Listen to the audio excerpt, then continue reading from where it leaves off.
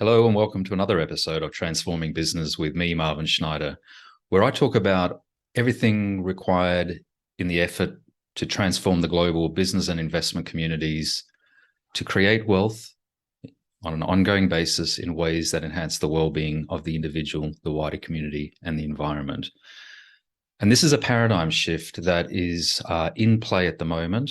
And so there's a lot of work that companies need to do and the investment community needs to do to support the transformation into the new business paradigm.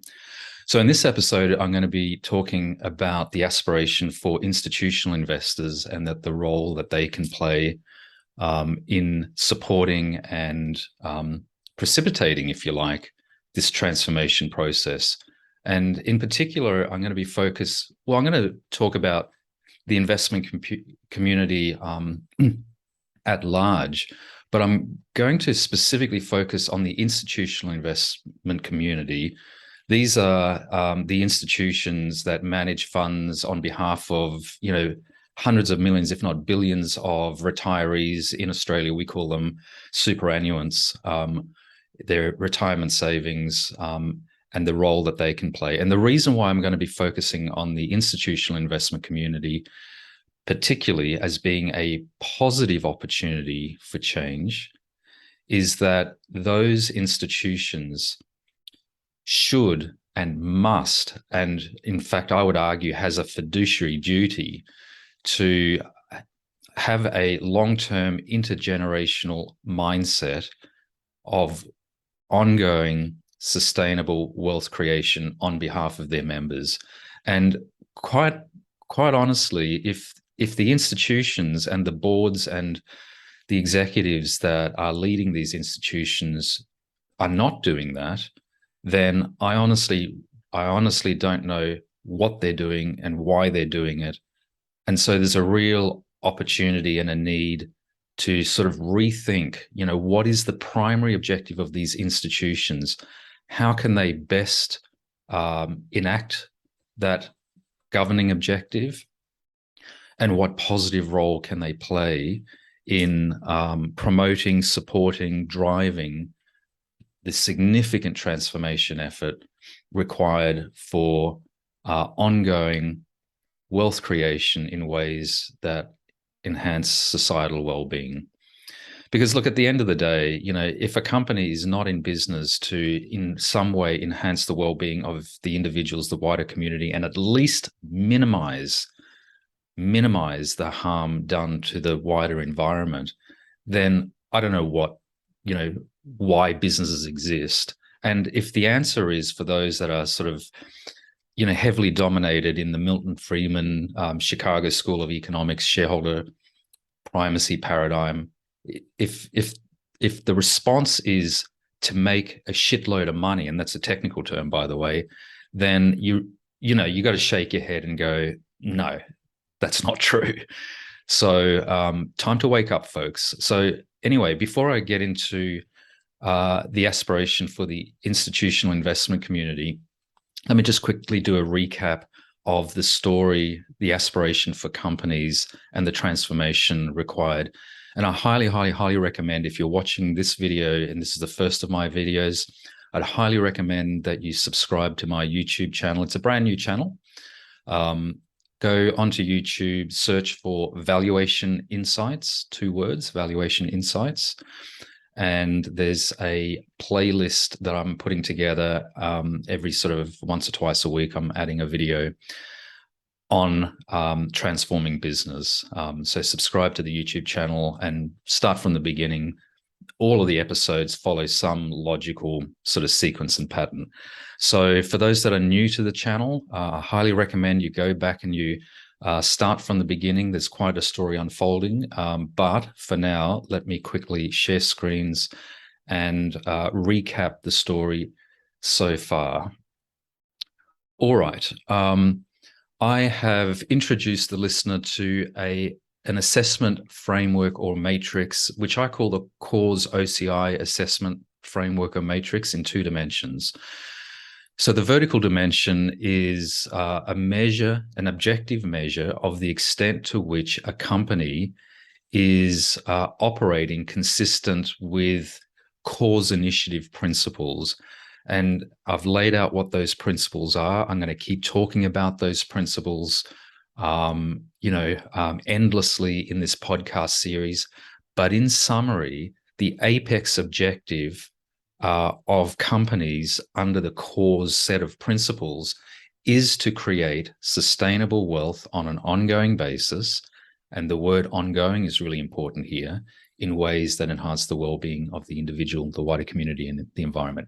And so there's a series of dimensions that have measures and metrics behind them that can be rated in an objective, evidence-based way, that then culminates in a aggregate cause rating score from 1 to 5.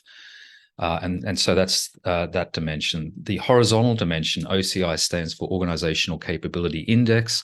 And these are the internal capabilities that every organization needs and must have in order to effectively create wealth on an ongoing basis in a systematic and sustainable way. And so things like board governance, strategic management, operational effectiveness, culture and leadership is a really big issue.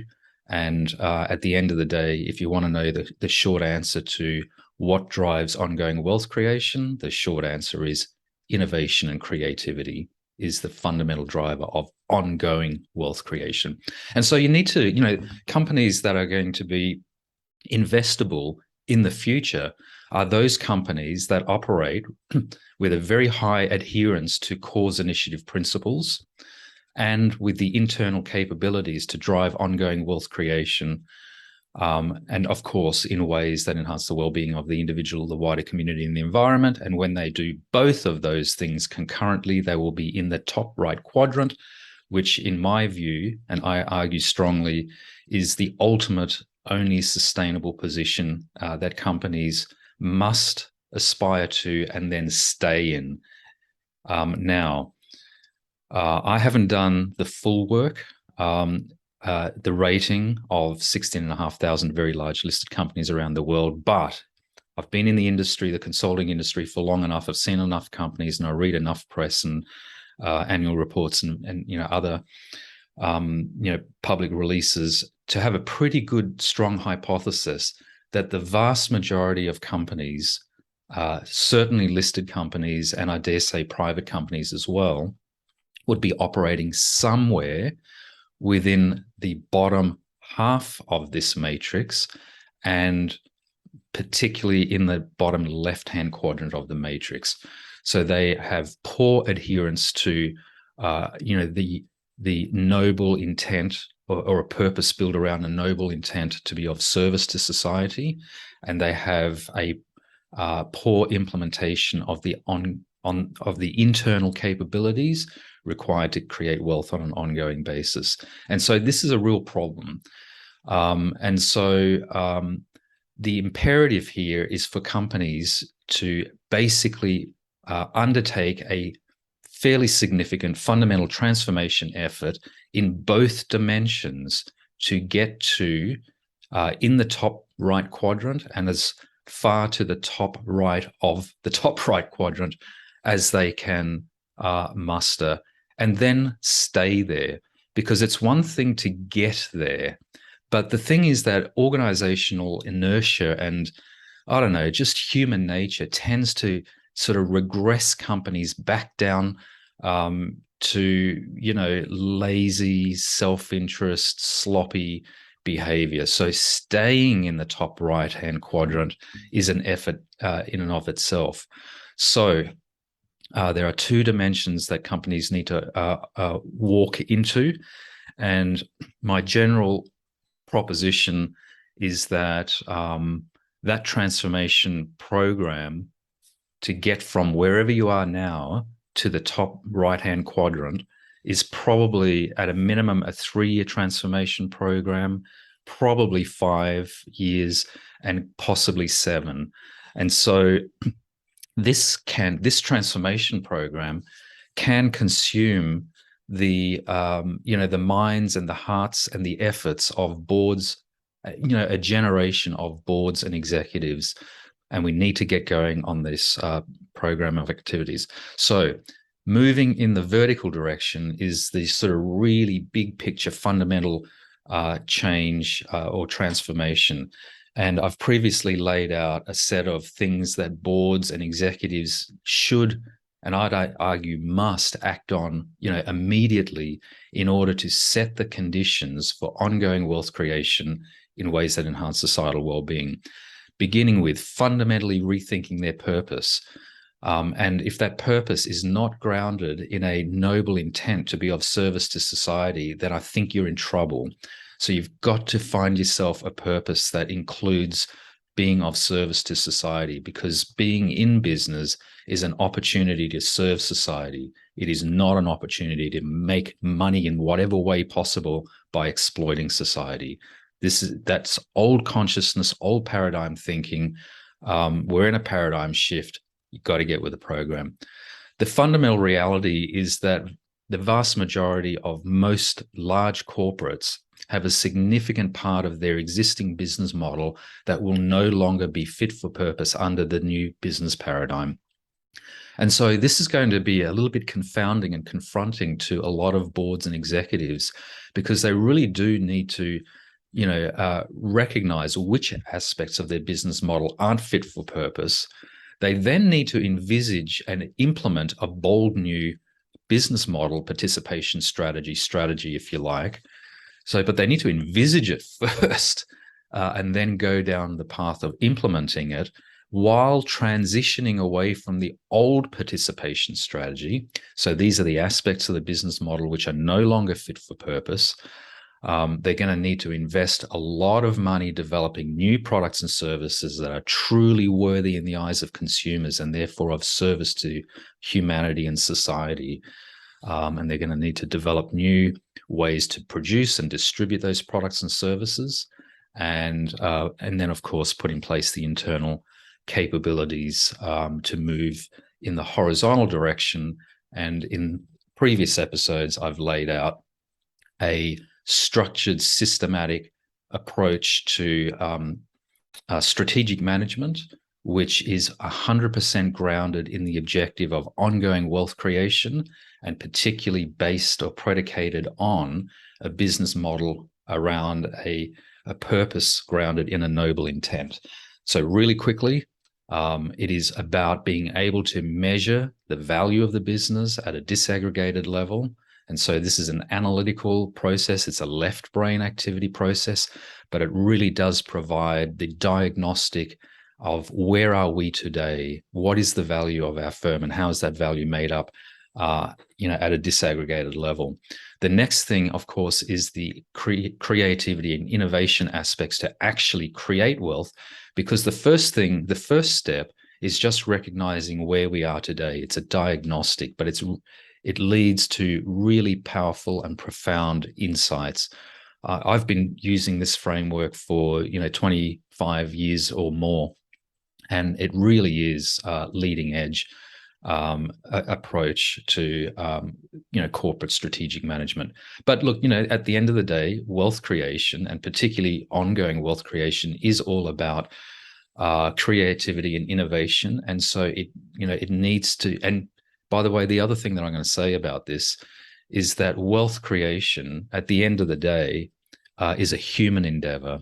So companies that are managing by the numbers through, budgets and command and control, top-down command and control, target setting, those kinds of things, which a lot of companies do. I've seen a lot of companies do this. It really is a very strong impediment to wealth creation. And so it is a human activity. It is built around innovation and creativity. It starts with possibility thinking, even envisaging and conceiving new products and services, new ways of producing them, new ways of distributing them, and particularly new ways of doing all of these things while enhancing the well-being of the individual, wider community, and the environment. It's then about putting together a value proposition, developing that value proposition into a fully fledged alternative strategy that includes all of the revenue, cost, and capital required to succeed and implement and execute that strategy. You then want to value that strategy and convince yourself that it will lead to an uplift in value, and when successfully executed, create wealth, because that's what this is all about. And then, of course, you need to build all of the processes to make sure that you've got an implementation path. There's a series of integrated strategic management processes that is 100% dedicated to institutionalizing ongoing wealth creation, sustainable and ongoing wealth creation. And there is a lot of work that needs to be done at the people, culture, systems, and processes levels and leadership levels. Because at the moment, from my observation, working in the strategy consulting space, most companies have a very, very toxic culture. And it amazes me that people get things done, let alone, have the space to be, creative and create wealth. So that's the challenge that corporates have. Now, here's the thing, though. When we now turn to capital markets, and this is where we're going to start turning our attention and having a conversation, the thing that we need to realize is that capital markets are operating in very unhelpful ways. So this chart here is showing wealth creation as observed in the capital markets. So total equity returns, which is a measure similar to total shareholder returns. So think of this as TSR less the cost of equity, because the cost of equity is the benchmark level of return that shareholders require in order to preserve wealth. So wealth creation is when TSR over a particular measurement period is higher than the cost of equity. Wealth destruction is when it's less than the cost of equity. Wealth preservation is when it equals the cost of equity. So have a look at this. This is measuring over a long time series of 1 year, over 1 year measurement periods, wealth creation. Okay, so it's share price at the beginning of the measurement period, the share price at the end of the measurement period, dividends, calculate total shareholder returns, subtract the cost of equity, which fluctuates over this sort of long time horizon. And so you've got a metric of wealth creation. Have a look how volatile it is. So, this is for, this is the aggregate of the top 100 non-financial, non-resource companies in Australia, right? So it's a portfolio of 100 companies. Have a look how volatile it is on a 1 year measurement period.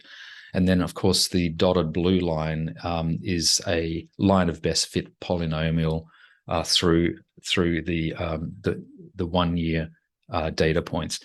So, we're swinging from positive 80% to minus sort of 45% year on year wealth creation. And that is just insane. It's bizarre. And have a look at how cyclical it is, which just gives you a sense as to how challenging ongoing wealth creation is. And the term ongoing is really important because, anyone that invested here and sold out here would have created an enormous amount of wealth. But those that bought here and, were still holding it in this period has destroyed an enormous amount of wealth. So the volatility and cyclicality of share prices is a real impediment and a real distraction to institutional investors and boards and corporate executives. And any board or corporate executive that is trying to manage to a share price outcome really is putting the cart before the horse, because the capital markets are not operating in any fundamental way or basis. Now, there's an important thing that needs to be said, and that is what is an appropriate level of wealth creation? Should we be looking for 60% wealth, year-on-year wealth creation? And the short answer is absolutely not. There is a sustainable and level of ongoing wealth creation that investors, and particularly institutional investors, should target in the order of 2, 3, maybe 5% TSR above the cost of equity. 2, 3, or 5%. And really excellent companies will be able to sustain 3, 4, or 5% over very, very long periods of time. And the not so excellent companies will be somewhere hovering between -1% and 1%. They'll be sort of cyclical in the -1 to 1.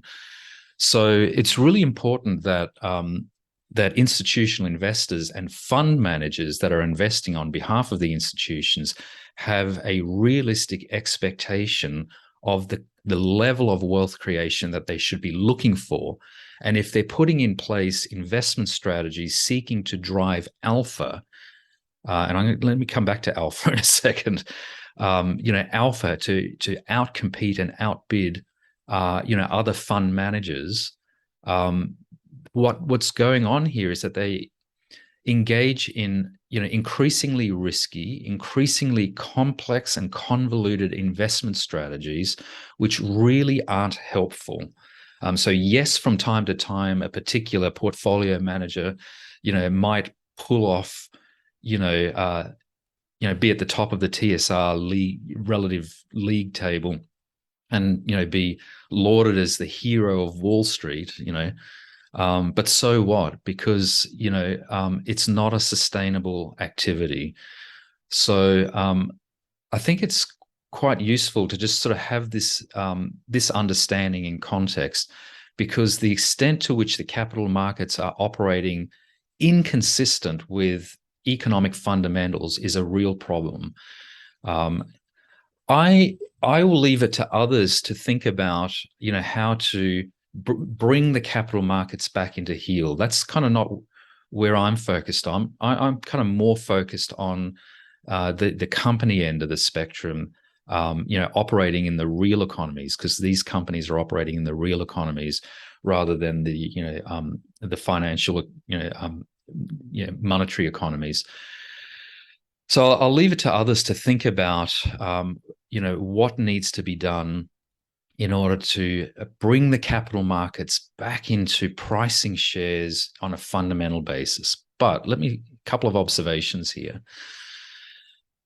As I have said for a long period of time, at least 10 years, that I am very concerned that capital markets are not pricing shares in accordance with fundamentals, and that by and large, many companies on most stock exchanges around the world are dangerously overvalued. And I've said this for quite a long period of time. And I think a lot of other people are beginning to realize this as well. And I recently watched a YouTube video on a podcast channel which kind of talks about this state of capital markets and investing. And the commentator, the commentary he was making was that post the GFC, and certainly sort of leading into 2014 and onwards, somewhere in the order of $30 trillion of excess money supply has entered the economy, and the vast majority of that has been used to bid up and inflate extant financial assets. So stocks, bonds, property markets.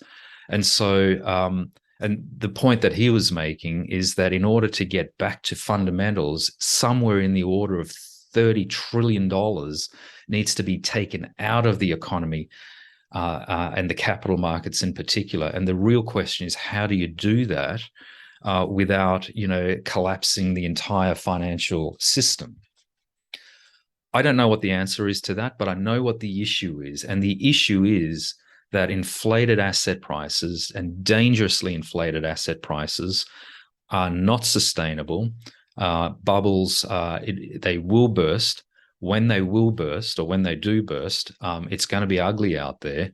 And the thing that really upsets me is that various federal reserves, central banks and federal reserves, have in various ways either caused or allowed this $30 trillion of excess money supply to find its way into financial assets, inflating asset prices, which enriches those that are already in the capital markets. But for those poor buggers that need to, through their retirement funds, keep investing their hard-earned money in inflated assets, it's the hundreds of millions, if not billions of people that are, participating in the retirement savings market that are going to be hurt the most.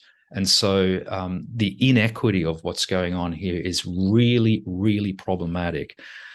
Now, I don't hold out any hope of redemption for, hedge funds and fund managers in hedge funds and,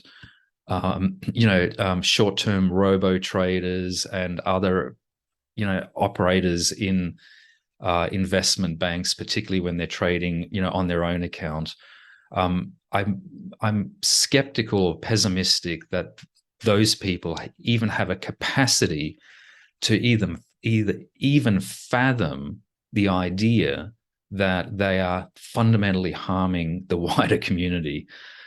So I'm not going to go there. So where I do want to go is to the institutional investment community. And those fund managers that are managing funds on behalf of institutions, and even that relationship is really problematic. So let me just continue the story a little bit. I'll share. I'm just going to share one slide, and this is this is kind of just laying out where we are in the institutional investment community. So, despite a growing interest in sustainable or ESG investing, institutional investors are currently falling well short of their potential. And so this is a real call to action for institutional investors, their boards, their CEO, and their senior executives to fundamentally think about their privileged position and role and duty to be a force for good for humanity. So how are they currently falling well short of their potential? Well, way too much funds under management, FUM, and even FUM inflow is invested in the secondary markets. And so when all of this money is coming into the capital markets and it's just being used to bid up the price of existing shares, that's what the secondary market is. How is that serving society? And so in a lot of ways, when I'm sort of focusing on the shortfall aspects of, the behaviors and the activities of institutional investors, the redemption or the resolution is doing the opposite. So if too much FUM and FUM inflow is currently invested in the secondary markets, the resolution is a much, much, much higher proportion of funds under management, and particularly FUM inflow, needs to be invested in the primary capital markets. And the primary capital market is investing capital in the infrastructure of businesses and the infrastructure required to create wealth on an ongoing basis in ways that enhance the well-being of the individual, the wider community, and the environment.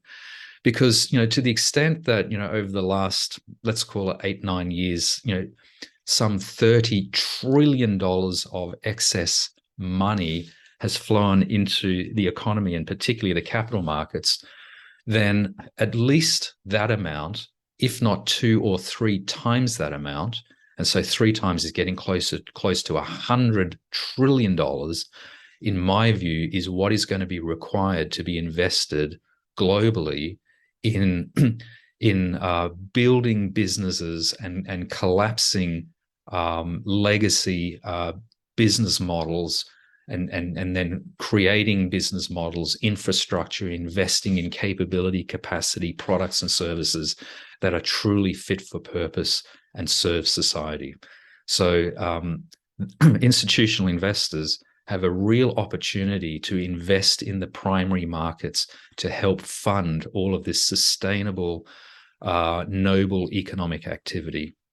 So the second point, way too much fund flow is invested in indexed funds.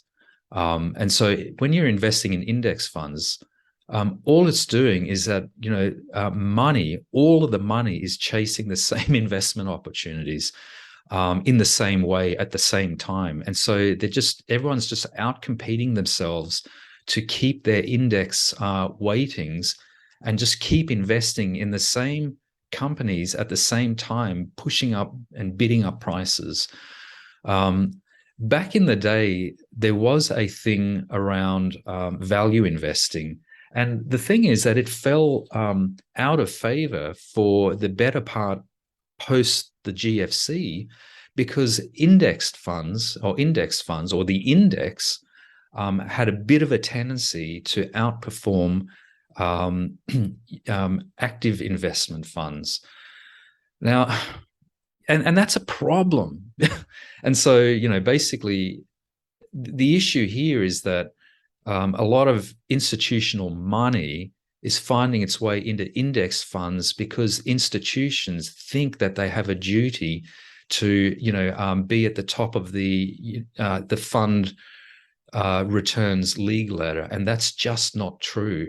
What they need to be doing is investing for the long term in sustainable economic, activities and endeavor, with a view of generating long-term wealth creation, over 5, 10, 20, 30-year time horizons in the order of 2, 3, 4, maybe 5%. Wealth creation of 5% max. Any more than that, and you're driving sort of, very volatile, regressive type of activities. And so wealth creation of 5% is generating an investment return of 5% above the fund cost of equity. Okay. The next point is that, and so by the way, the resolution to this is obviously, allocate way more funds in an active investment approach rather than a passive indexed investment approach. And so we need to reinvigorate the active investment strategy approach.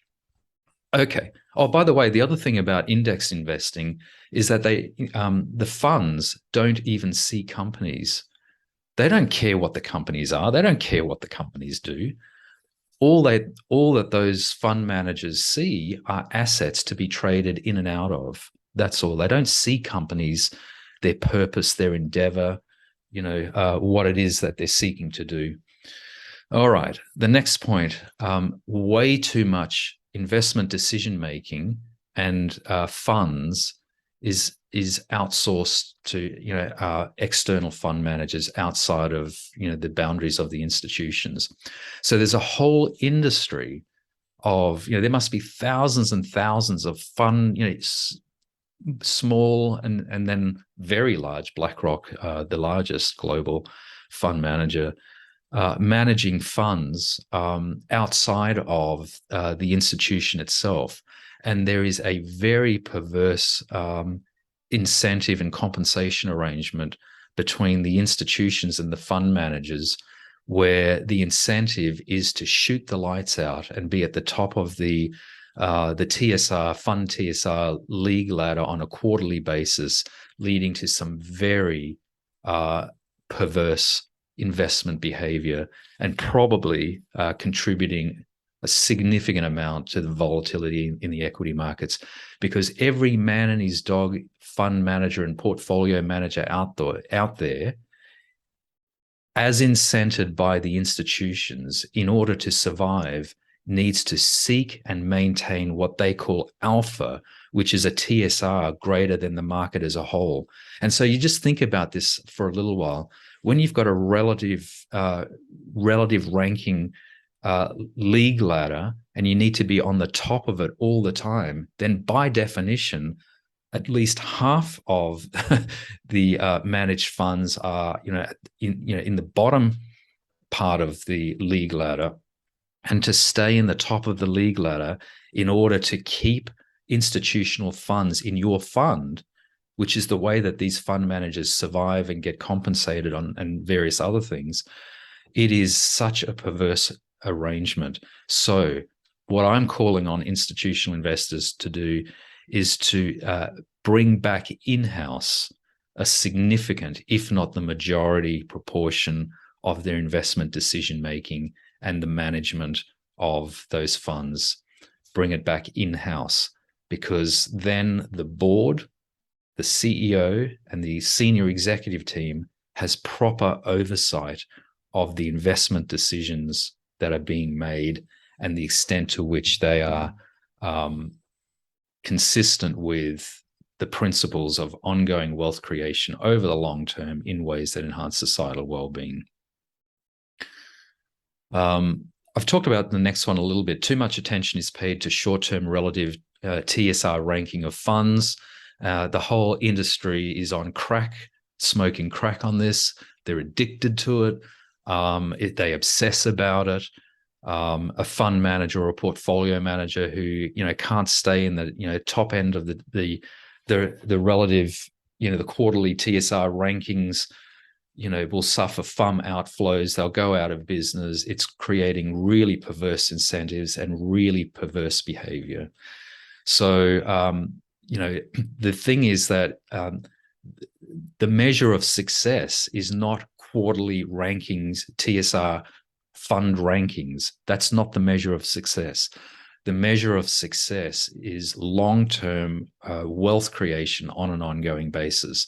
That's what retirees want. That's what institutional investors should be focused on delivering. And when they play and participate in the endless cycle of quarterly ranking, TSR rankings, they're really driving the wrong behavior. So institutional investors, can I please ask you, get off the drug of quarterly TSR ranking. The next point to be made is that too little resource is allocated to really good quality and insightful equities research. Look, I'm part of my life has been around being an independent valuation expert. I've been a strategy consultant for a long period of time. I know how to analyze companies. I know how to value companies. I know how to think about strategies and how strategies lead to,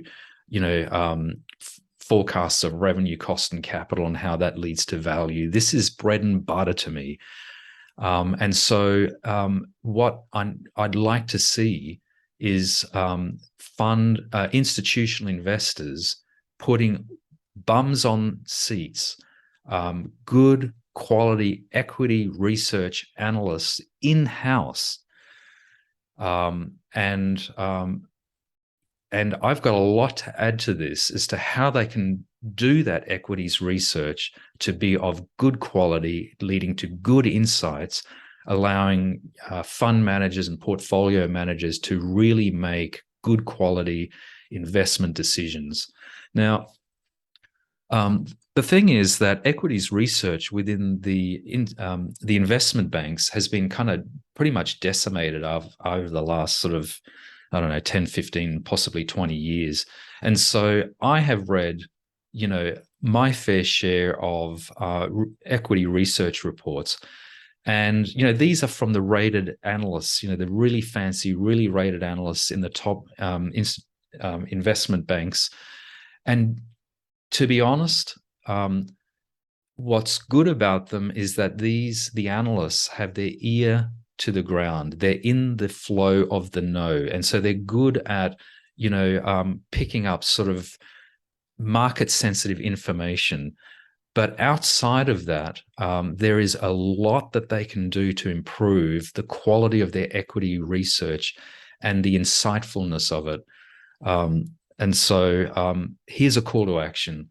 If you are a head of research in an investment bank, or if you're seeking to set up an independent equities research house that sells good quality equities research to buy side on the buy side, please get in contact with me, because I can partner with you to help you put together a kick-ass equities research capability. This is my bread and butter. I do it all the time. So there's a call to action. The last thing I'd like to mention is that at the moment, way too little effort is invested in equity ownership engagement activities. Now, this is where the ESG world should be stepping up to the plate. I know that some of the industry funds, particularly in Australia, do have. Yeah, I know one gentleman. I won't name you at Australian Super, but you know who you are. You're part of my LinkedIn connection. You have a real opportunity to really engage with your investee companies in a really meaningful way, and I'd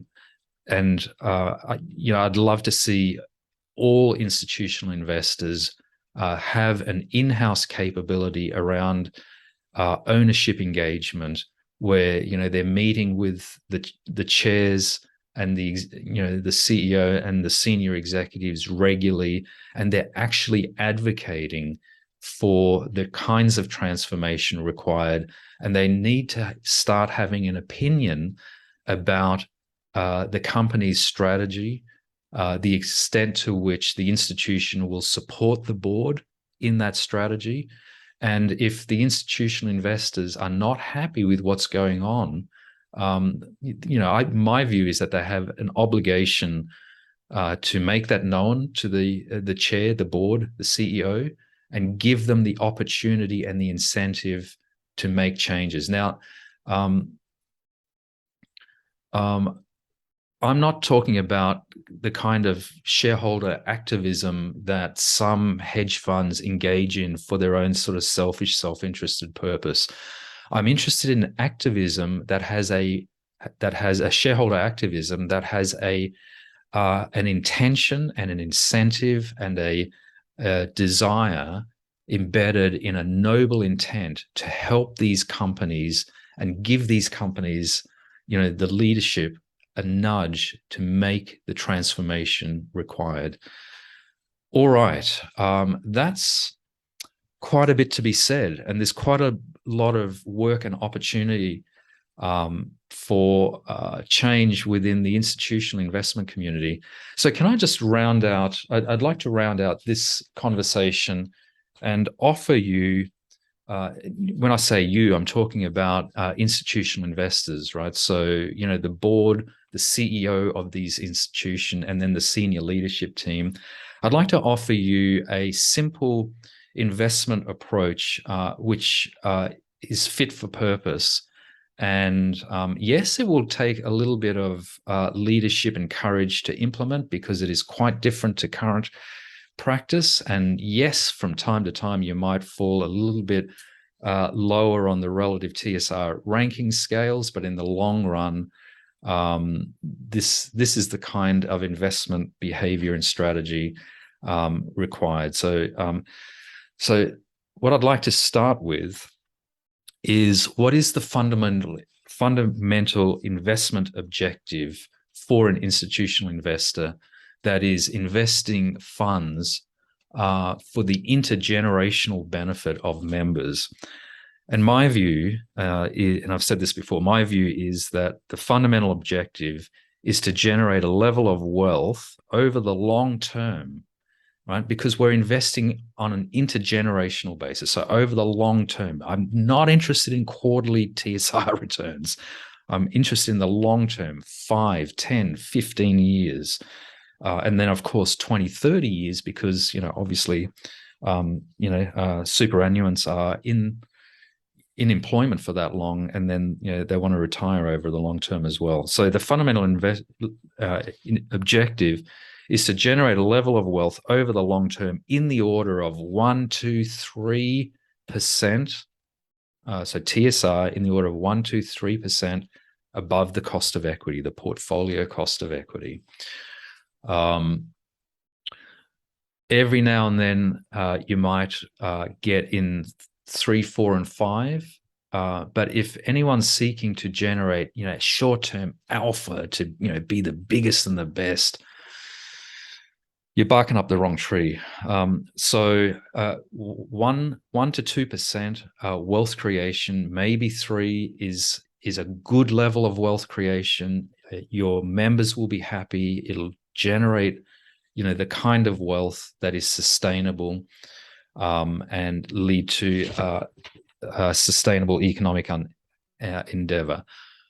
The next point is, and this is going to be really challenging for a lot of institutional investors who have, hundreds of billions, if not close to, a trillion or even more invested, in the index at the moment. Okay. So this is going to be challenging. And I don't know how you do this in a way that doesn't precipitate a complete collapse of the, capital market. But there needs to be a willingness to sell down the holdings of in companies that are significantly overvalued and hold cash for as long as there are no existing wealth creating investment opportunities. And when I say wealth creating investment opportunities, I actually mean investing in good quality companies that are currently fair valued, or the share price is a reflection of fair value. Now, the interesting thing is that I recently saw a video that Charlie Munger put out, who is Warren Buffett's right-hand man, where the interviewer was asking him, would you be prepared to be long in cash for a long period of time? And he said, look, fundamentally, he doesn't like being long in cash, but the reality is that at the moment he is long in cash because he can't find anything to invest in, because he's, as many others as well, is of the view that, the vast majority of, stocks out there are, do not represent good investment opportunities. They're overvalued. So, but think about it, right? If you don't go long in cash at this point in time prior to the precipitous collapse, then you will be destroying a significant amount of wealth. And it'll take, half a generation of those funds to be restored. And, there's going to be hundreds and hundreds of millions of people, if not, a couple of billion people that will be impacted by this situation. So let me go and share screens again for the last time. And just to complete now the rest of the investment strategy. So institutional investors, in my view, should have a preference to allocate investment capital to companies that are currently fair valued and who are committed to undertaking the transformation over 3, 5, 7 years. Okay, so what do I mean by that? The reality, in my view, is that the very vast majority of companies to be invested in probably sit in the bottom half of this matrix, and probably even in the bottom left of the matrix. So there really are not that many companies, in my view, that are sufficiently, positioned in the top right quadrant. So that doesn't mean that you can't invest in anything at all. But my point is, there should be a preference to allocate investment capital to companies that are fair valued and who recognize where they are in this matrix, and they might be in the bottom left, and that's fine. But for God's sake, invest in them when they're fair valued and the bottom left. And that might be 30, 40% less than their current share price. I'm just saying. So invest when they're fair valued, but they have a commitment to move from here to their current position to the top right, and they have an actionable plan to move in the vertical and horizontal dimensions to position themselves in the top tier. Okay, so here's the thing. Companies that are in the bottom left hand of the quadrant and are fair valued, right? And that's the important caveat. They are fair valued. If they survive at all right, and there's a fundamental risk that, companies that fail to move from this position, there's a fundamental risk that they won't survive, right? So if you're in the bottom left, and if you do manage to survive by some miraculous process, the expectation is that you will probably have a level of wealth creation close to zero and probably negative. for very long periods of time, right? So negative wealth creation, maybe zero. All right, so that's that. Companies that are in the top right, and by the way, I've done the maths on this, so I'll invite you to entertain the possibility that I know what I'm talking about. So companies that are positioned in the top right on an ongoing basis, if they stay there, right, just staying there, will generate a level of wealth creation in the order of 1.5%, right? So that's a TSR of 1.5% above the cost of equity. And so that's why I say that institutional investors should be targeting ongoing wealth creation in the order of 2, 3, right, percent, maybe 4 every now and then. But the ongoing sustainable level of wealth creation for top tier companies that are, excellent in their purpose and intent and have the excellent internal capabilities will create ongoing wealth in the order of 1, 2, maybe 2.5%, maybe 3. Now, here's the thing. In moving from here to here over a 5 to 7 year period, during that transformation process over 3, 5, 7 years, there is an opportunity you will create. And by the way, and you start at fair value. Okay. So that's the important caveat.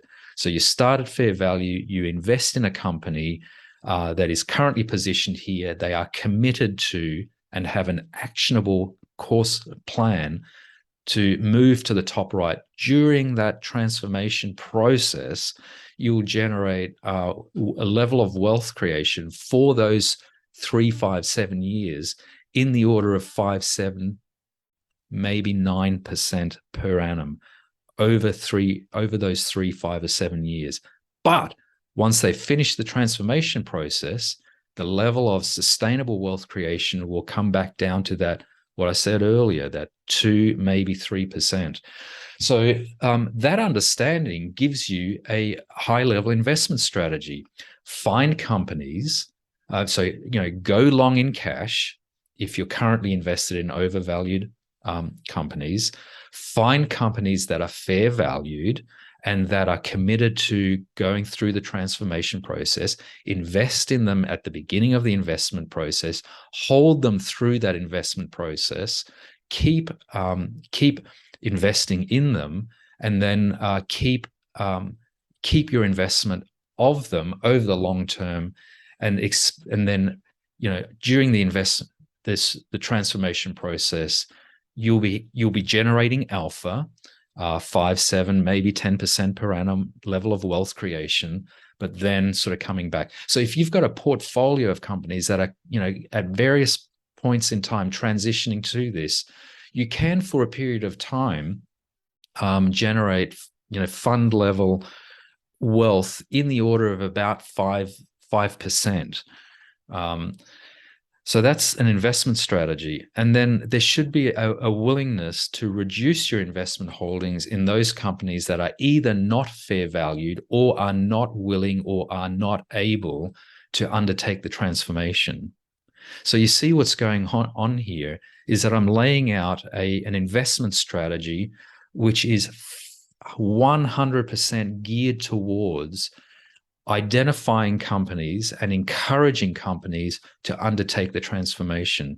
And when the institutional investors invest in that way and have the conversation with boards, their chair, the CEO about transformation, what's required, support them, encourage them, be active in it, vote on resolutions.